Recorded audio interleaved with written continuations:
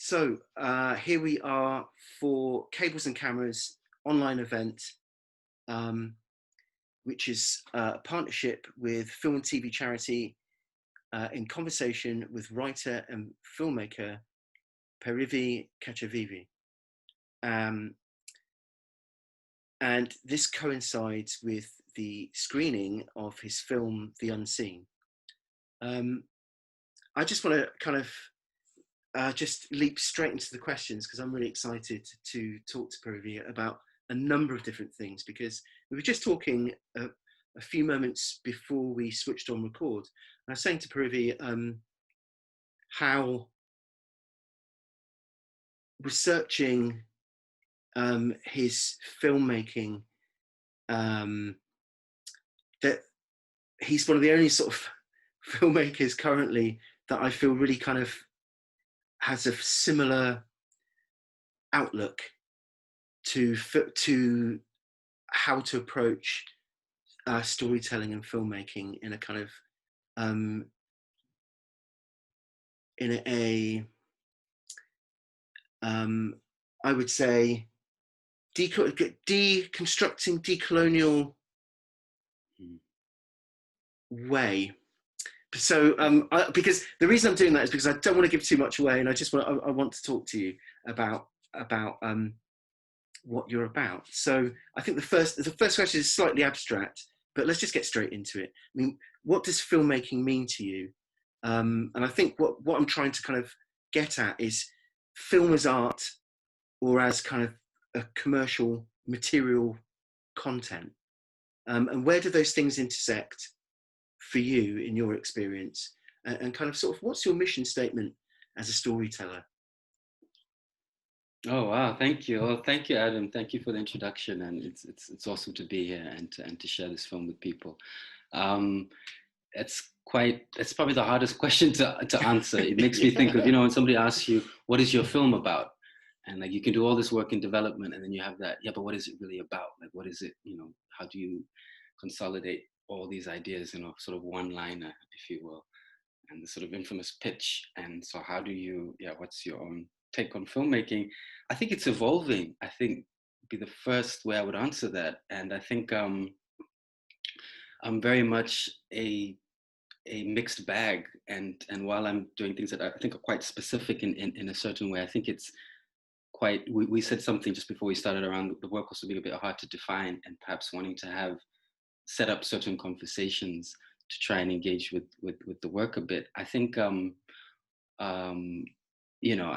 I see film for me more than anything as just a way to try and make sense of myself and make sense of the world. And I think if the artist has that freedom and that that privilege, even that position to be able to do that, it's an amazing thing, because there are these these tensions between whether film can be wholly commercial and these pressures, or is it just art, and even that's a bit restrictive. And then we're speaking on third cinema and the emergence of third cinema in the 60s and 70s in Latin America and Africa and Southeast Asia, and film as a social movement, film as a response to colonialism, film as a voice to kind of uplift the people and challenge power a little bit. So there have been these different incarnations, if you will. And another way to answer this is also just my experience of growing up in Southern Africa, in Namibia, is in terms of my proximity to the film industry has been of complete isolation. And we grew up feeling like we're on planet Africa, like all things Africa were something that were happening outside of the human story, if you will, the way that we grew up, our impressions. So I'm very much just, another young filmmaker, if you will, trying to access power and trying to access the system and the industry, if you will. And then as you're doing that and you're getting closer to the machinery of it all, you start to sort of question and say, wait, hold on, let me put on the brakes here. What actually is this thing? And what are we doing? And is there space for the human being within the machinery of it all? And what are the limits of that? And so I think I was raised on Spielberg, and I was raised on things like that. And I had that, I think in my early years as kind of like that's how I might see myself as a filmmaker. And then, then I think being exposed to world cinema finally, you know, a world of cinema, that began to change. And then finally at the tail end of that, you know, I only really started studying African cinema and getting to see African films in my late 20s, you know, which is, and I just remember being so angry about that and just, you know, really thinking, how is it that, you know, you grow up in Africa your whole life, but you can't see African films? And it's something very disturbing and dark even, you know, I think growing up, you know, just not just for kids, but we live in cultures in the world where we spend our entire life watching other people on TV, on screen, other people, you know, living decadent lives or going through the complex ups and downs of what it means to be a human being, and you don't see yourself, and you see yourself through this very different lens. And yeah, how painful that's been, and how that can really distort one's perception of self and the world. And so I think there are many goals and intentions with filmmaking.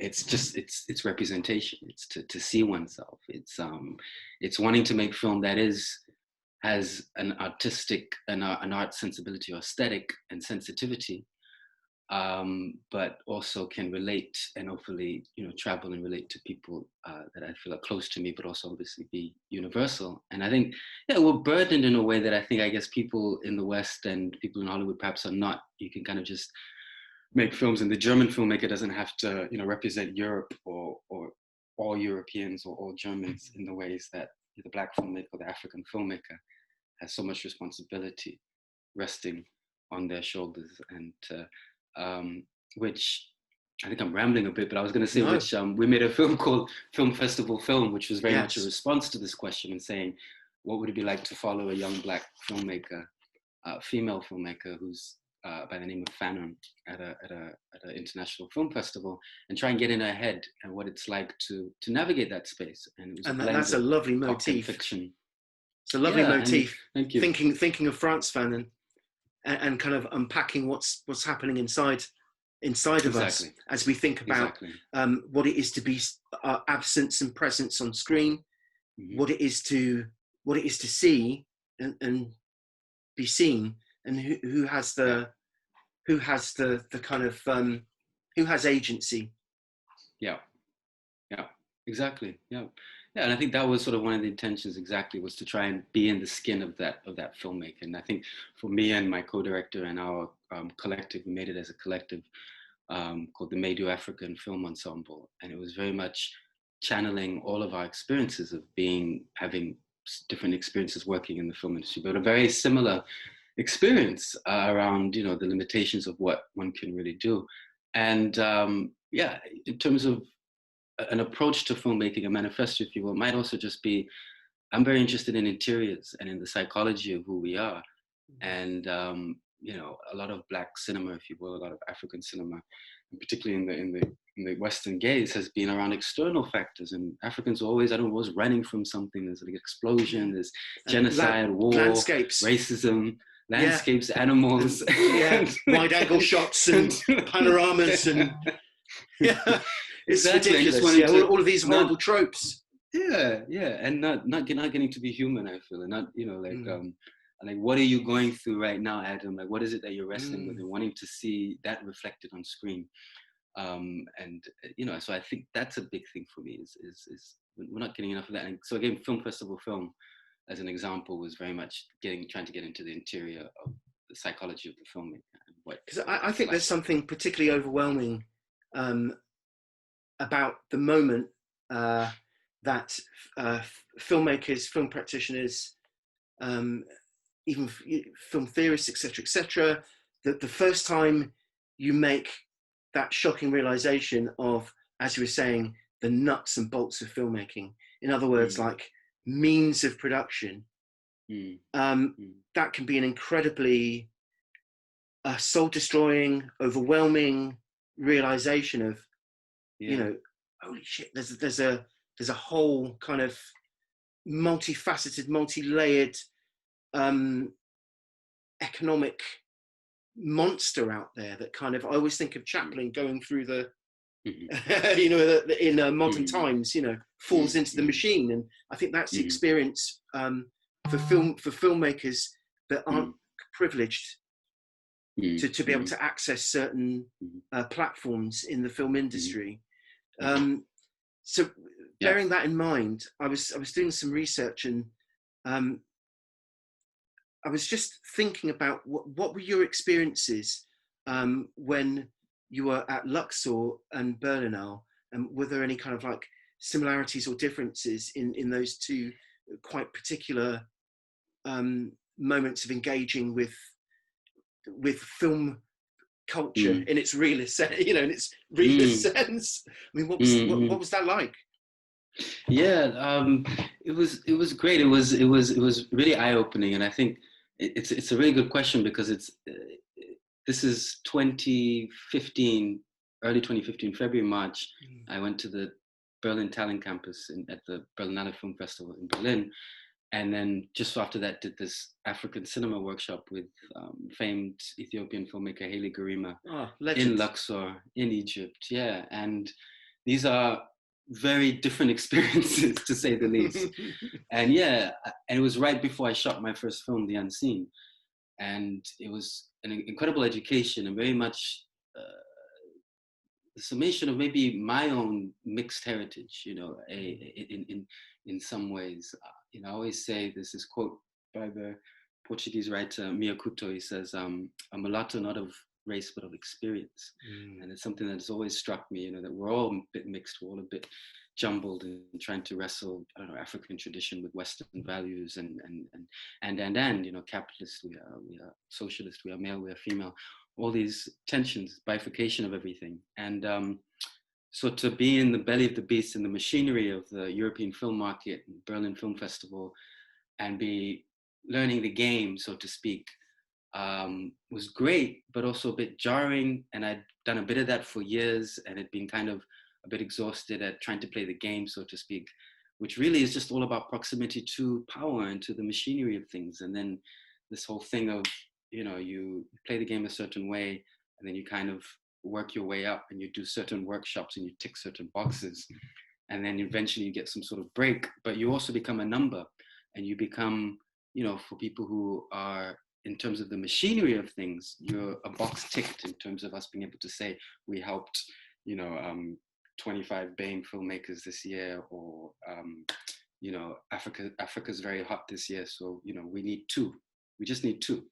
And if you're there, and you're speaking the right language, and you're somewhat decent with your craft, because that is important, then you get in. So just all the politics of things, which we have to sort of understand and accept to a degree, versus Haile Gerima's sort of Black consciousness. This is somebody who runs the film program at Howard University, historically Black college in the US. Is a mentor to people like the guy who shot Black Panther. I forget his name. Incredible cinematographer, shot Star Wars as well. What's his name? Tip of my tongue. Yeah, it's there. But I'm also just thinking about just the history that man kind of straddles and spans. Is, I mean, the word diasporic and filmmaker. I mean, it's one of the voices and names that springs to mind in a big way. So it's and of course Sankofa, right? Yeah, he did. So I mean, come on, that's just like like historically, its legacy, its history. So that must have been a really incredible. Yeah, it was amazing to have to grow up in a very to have mostly white mentors, to be frank, in Southern Africa and in Europe and in wherever I've been in my education, and then to have this guy who's quite quite a figure, and also represents the LA rebellion movement from LA, and the indie Black film movement, if you will. So it's a linkage to that, and also an aesthetic and a consciousness that I think is responsible for some of the imageries you see, particularly Solange, and to a lesser extent her sister Beyonce, Khalil Joseph's work, for Kendrick Lamar. So and a lot of the aesthetic right now that we're seeing, has its roots, sort of through that lineage of Howard University and some of these figures.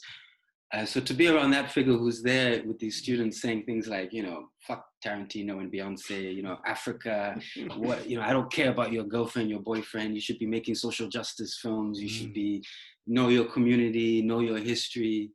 It was interesting. It was great to have that these very two different experiences, and then to literally maybe a month after that, like make my first film with these things in mind. And it gave me the confidence, I think, to just say, you know what, I'm tired of waiting. I'm tired of waiting around. I don't know if I'm any good at this thing, but you know, I'm gonna give it give it a shot. I'm gonna try and do my thing, and being mindful of the limits of inclusion, and in trying to break in, you know. And you know, Garima said, you know, there's no such thing as African cinema because there's no industry.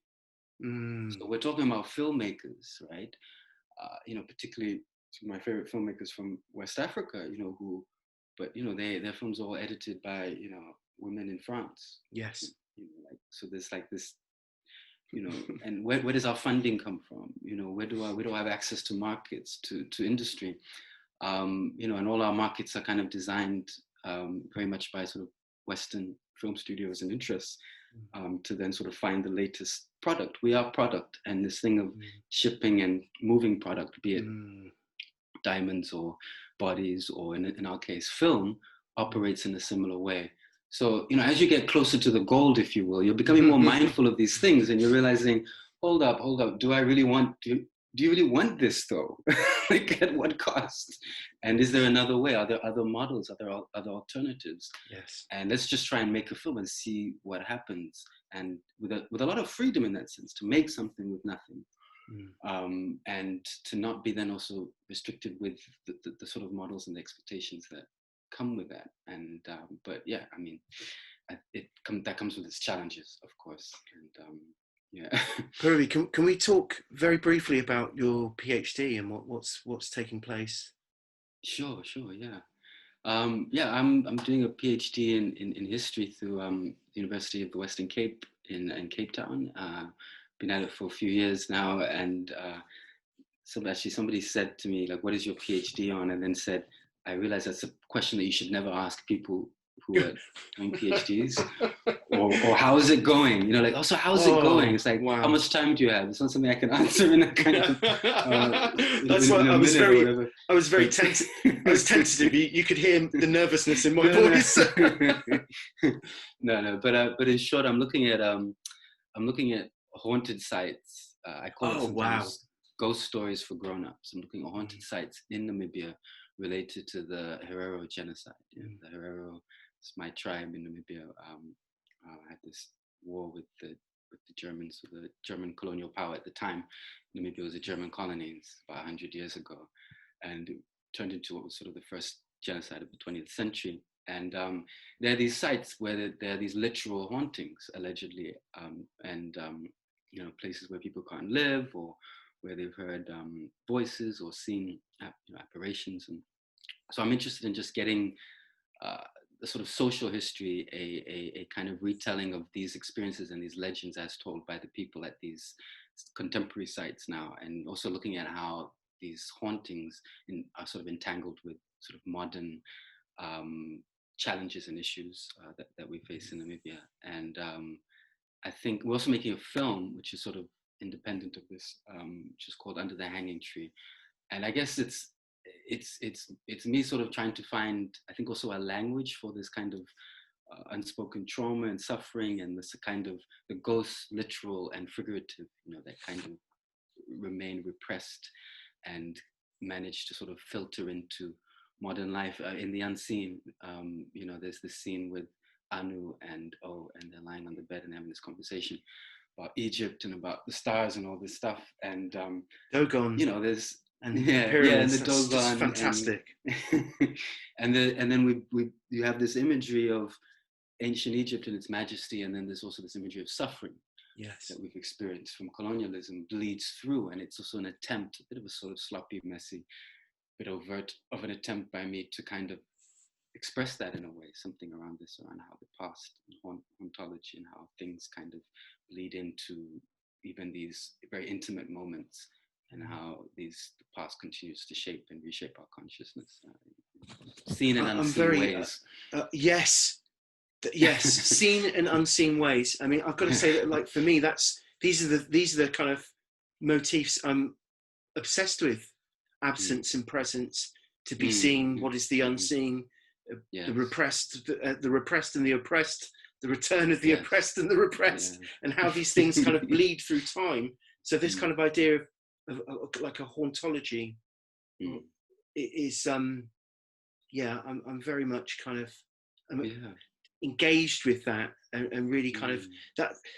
That's some of the stuff that I'm unpacking at the moment. Away from this conversation, I'd like to talk to you about that in regards to what does Black horror mean, because that's the next project that I'm kind of journeying on.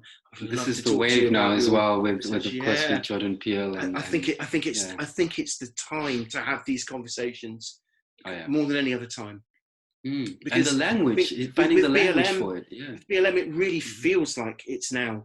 It is return of the repressed and the oppressed, and I think if we don't confront our collective and individual haunted past, then we'll remain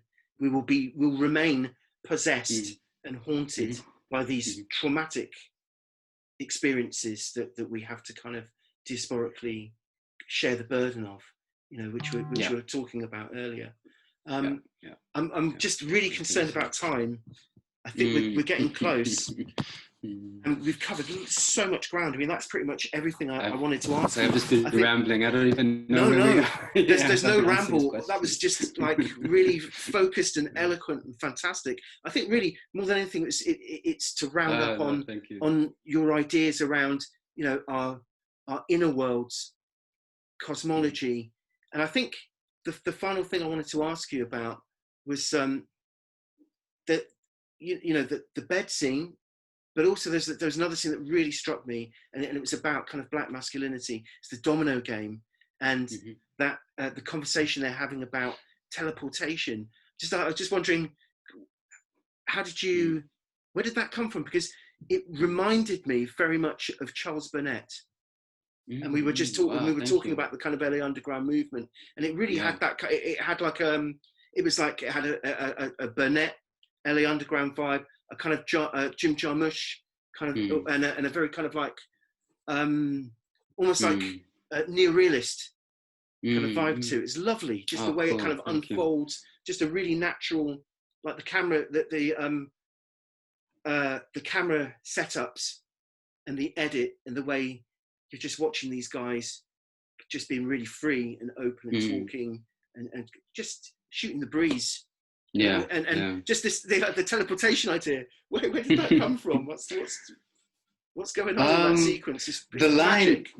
magic. Thank you. No, the line. I'm not sure about the line, whether it was scripted at all. And I think I had some sort of sample dialogue, some sort of placeholder dialogue, and might have been a couple of lines. But the intention of the scene was very clear, and we wanted Anu, the young rapper.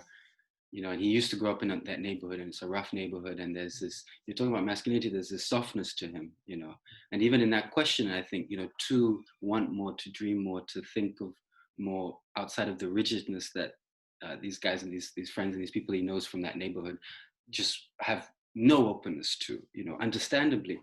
And also, questionably perhaps, so there's, it's like saying, like teleportation, that's not for us, we're from this neighborhood.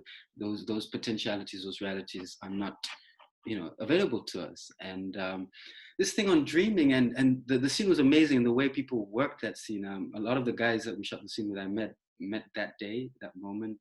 One of them I knew his cousin, or I knew a family member of his, but I just talked to them about it and said, my only direction to them was, this guy you grew up with left the neighborhood and lives in a better part of town, and now he comes back to visit and he thinks he's better than you.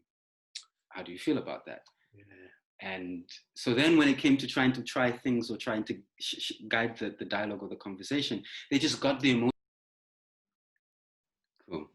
Okay, so we're recording, and we've got like we're playing with film form here. So the end of the last meeting ended and we were mid-flow. So we've got like a jump cut and we're having an experimental film moment. Yeah, made a film. So we were talking about the Domino scene, and I think you were just talking about that notion of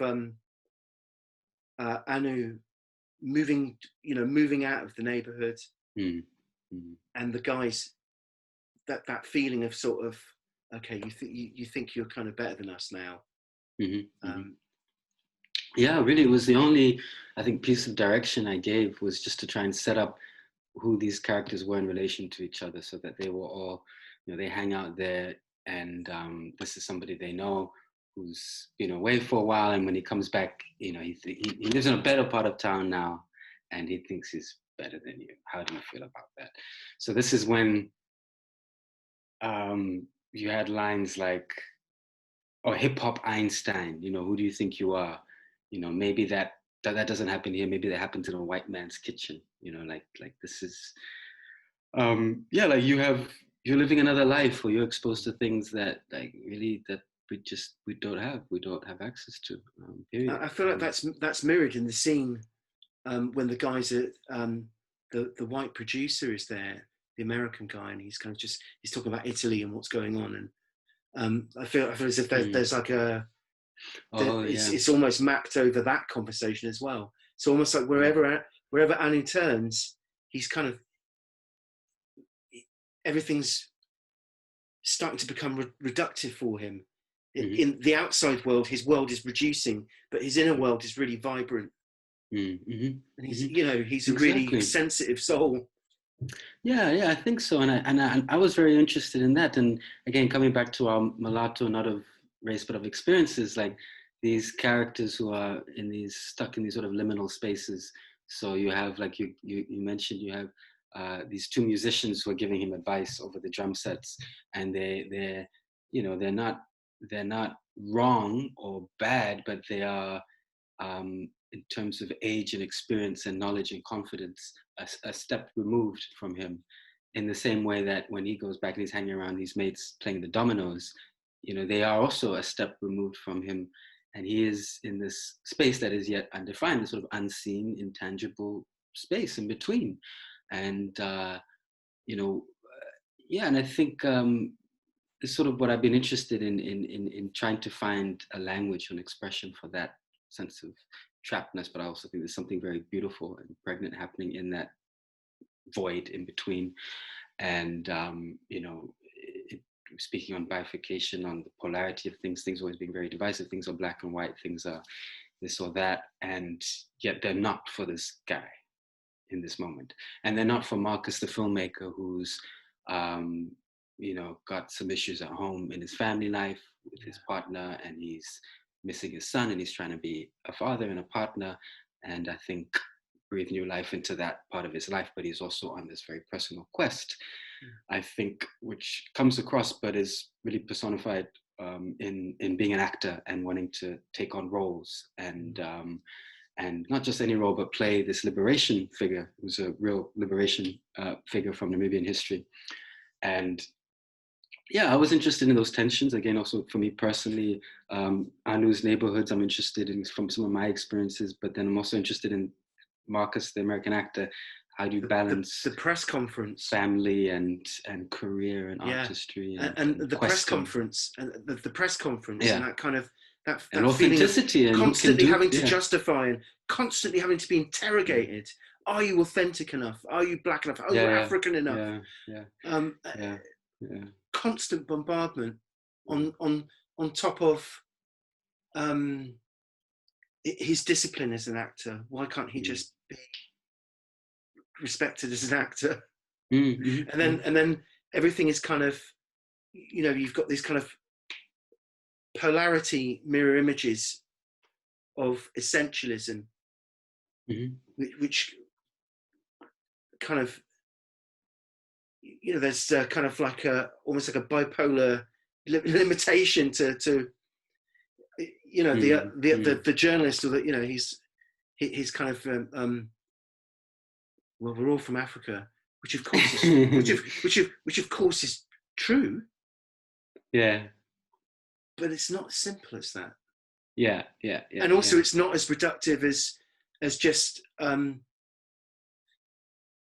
the proclamation of "it's in my DNA," which of course it is. Yeah. But there's also the legacy of the Great Passage and slavery, and so it's really interesting. I thought that was a great way of unpacking and sort of challenging how delicate identity is. It really is, and it's really like, you know, and I'm afraid you don't hear the nuance in things in the language that we use in the conversation that are happening, particularly now, which are literally black and white, right? So then, like for me, for you, for some of us who are mixed race, I mean, Yes. I grew up in Africa. Most of my family in that part of the world is black African. You know, I identify, if you will, with being black and African, and have been held within that cloak and within that framework most of my life, even though, you know, colorism and there's all sorts of questions within that. But yet at the same time, you know, I'm also not just that. There's nothing I can do to, a mixture of things, and a mixture of things that are more complex and more interesting than just being English and Namibian. Like, probably something that's not actually that fascinating, to be honest, and yet, I think there's more to who we are, and I think I'm definitely interested in trying to find a language for that. But then also this question around authenticity and purity, and which for me I laugh at. It's not really. There's no room for me there by default. And I mean, one of my early experiences as a kid, growing up in Namibia, just after my generation of kids, we started school in 1990, which is the year that Namibia got independent. So it was like the country was independent. It was this new sort of spirit and energy and possibility, the same way there was in South Africa 4 years later in '94, and we started school that year. So I'm very much shaped by all the sort of utopian thinking and visions that we had and shared that were very real and grounded, and some that we're realizing quite painfully were not quite what we thought they were in terms of the myth making. But yeah, still brutal remnants of apartheid, so really rigid schools and racism and sorts of funny stuff. But I remember these were kids, and they became my friends, stopped us when we were playing one day in the yard or in the playground or whatever, and made everybody put their hands out and divided people up on race and said, you're black, you're white, you're colored. I have had many experiences. Yeah.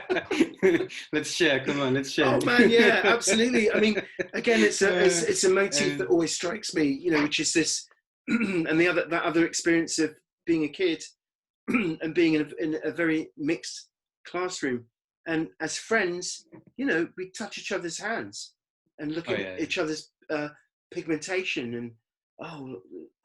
You're darker than me, you're lighter than me, or, and there were a couple of moments which were, almost like South African, pencil test in the hair kind of moments.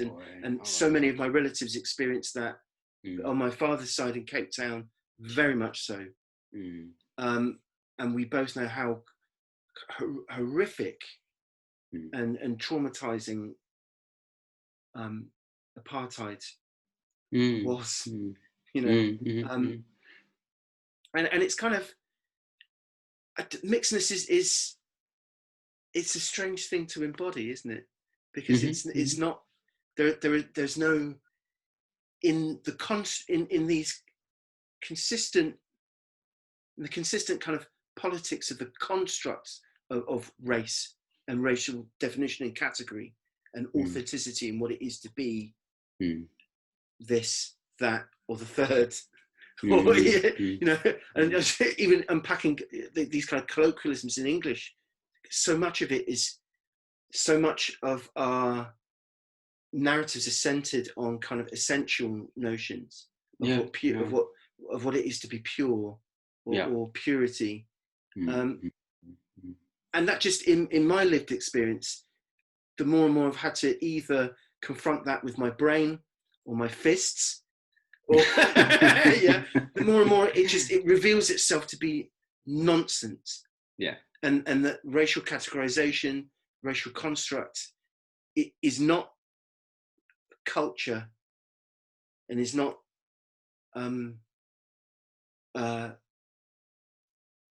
you know, these things aren't,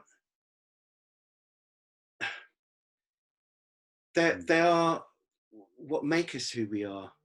You know, I mean, whereas on the other side of things, my frustration of being mixed race is, you know, so my father Cape Town, my mum is East African from Zanzibar, so my frustration is I can't speak Swahili. So that's something I want to do now before time runs out. Yeah. Well, even me, I can't speak. Me, you know? I can't speak so my language, Oshiherero, properly as well, and it's one of my, particularly now with kids with 2 young sons. Like it's a thing where I'm like, why am I singing the wheels on the bus? I should know an Oshiherero nursery rhyme. I should be able to pass these things on and help them grow up in a world that's a bit more diverse, you know, or a bit more, because then they have this more available and feeling the peace about that. And it's funny if you think of sort of previous generations, it was not our generation, but maybe our parents, it was a big thing to have Christian names and to distance yourself from very much so. I mean, my father, that's been turned on its head, where it's my father brought up as a Roman Catholic. My mother's a Muslim. So, you know, my name is Adam Hussam Murray. So Celtic last name, hopefully a universal first name. And my middle name is a Muslim name. So a Muslim and a Christian name, you know. And for me, that's another element of my mixed raceness, you know. But I value both of those cultures. And I think it's a gift. And I think, you know, this thing again of because we all are mixed, you know, of different things. And then, so I think when you have that experience so explicitly, you're forced to deal with that at a very young age and to make to some degree as best you can to accept that. So like that experience I'm describing when, you know, we're told who we are and divided by the, and I went home and my mom raised me, I think she raised me to be brown up to that point, which was also like a mother trying to protect a child, I don't know, creating this. Yeah, I think that's true. This space for me, which is sweet. You know, very similar. Very similar, talk more about this. And then, you know, going home and be like, what? Like I thought I just found out that. But I bring it up also in the context of the seen and the unseen, again, around authenticity and pureness, because it was, you know, that was probably when I was, I guess, maybe 6 or 7 years old. But it was important, and I didn't realize how important. And I also didn't realize until recently that maybe I've been shouldering a bit of a burden around that. Maybe because you create a way to be in the world based off these experiences, and then you kind of check in at 36, like, wait, I've been doing what for 36 years? Because of that conversation, I didn't realize that. But no, that very quickly, because of that experience, I realized that this was bullshit, that this was, you know, like immediately, like, oh, they're doing this because somebody told them they're these constructs, blah, blah, blah, blah, blah. And they're telling you that you're defined by that. But thank God I had parents that, you know, raised me, you know, well, and raised me in a way to have a strong sense of self. Yes. Very strong-willed. So you can't tell me who I am. Nobody defined me. You know, it's like the concept is ridiculous. You know, that's not to say that, you know, that I didn't go through my anxieties around that throughout my life, of course. But thank God I had some kind of sense of self instilled in me in a young age to be able to ward that off. And now in these times of very fast changing world, where if you're holding on to constructs around race, gender, identity, you're going to be lost. You're going to be swept up very quickly because things are changing, things are being challenged.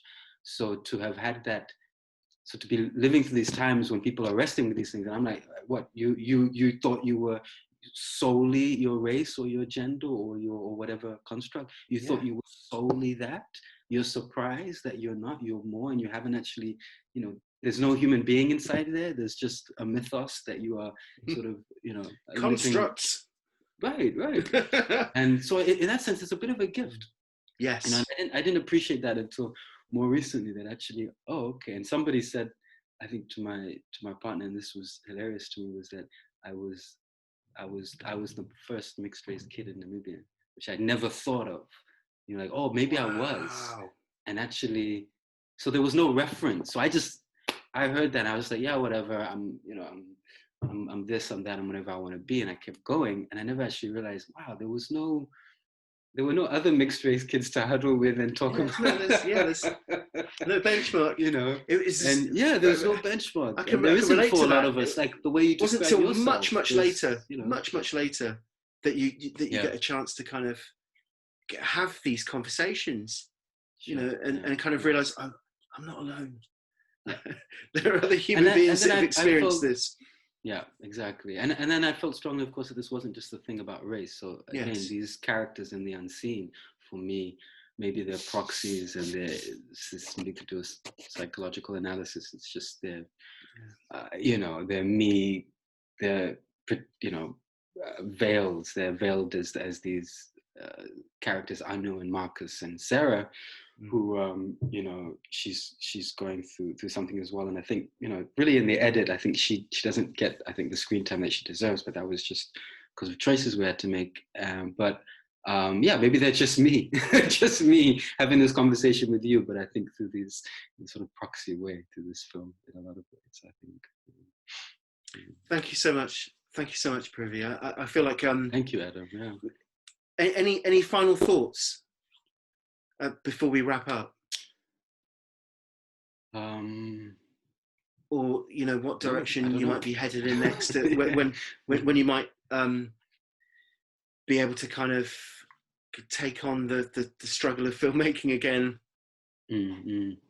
No, I don't know. Next, I'm trying to make another film, of course. You know, it's been a minute. I just had a baby, so I'm really enjoying just being great fatherhood throughout these COVID times, and just taking care of family and yeah, living a quiet life. But I'm hoping to make a film next year, as I sort of mentioned briefly earlier. It's called Under the Hanging Tree, which is a detective mystery, sort of African noir vibes, little town on the edge of the Kalahari Desert. And the ghosts of the colonial past coming back to haunt us. And we'll have a conversation about that another time. I can't wait. That, and maybe something themed around horror and noir. Exactly. Amazing. So that's the direction I think a lot of the world is going in at the moment. And so thank you so much for being so generous with your thoughts, time and ideas, and really hope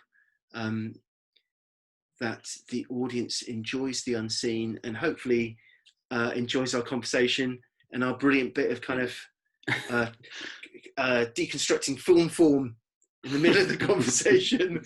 Yes, exactly. My rambling, sorry. No rambling. It's a fantastic conversation. I've been really looking forward to catching up with you and talking as well. And we'll do this again soon. Yeah, appreciate it, Adam. Yeah. Just want to say a big thank you to the Cube. Thank you, Cube Cinema. And a big thank you to Gary Thompson. And yeah, watch the film. Hopefully you enjoy it. Watch this Q&A. Thanks for watching us. I think that's a wrap. Yeah, thank you, everybody. I hope you enjoyed the film. And yeah, thank you for your support again. A great conversation. Thanks, Adam. Thank you. Okay, take care.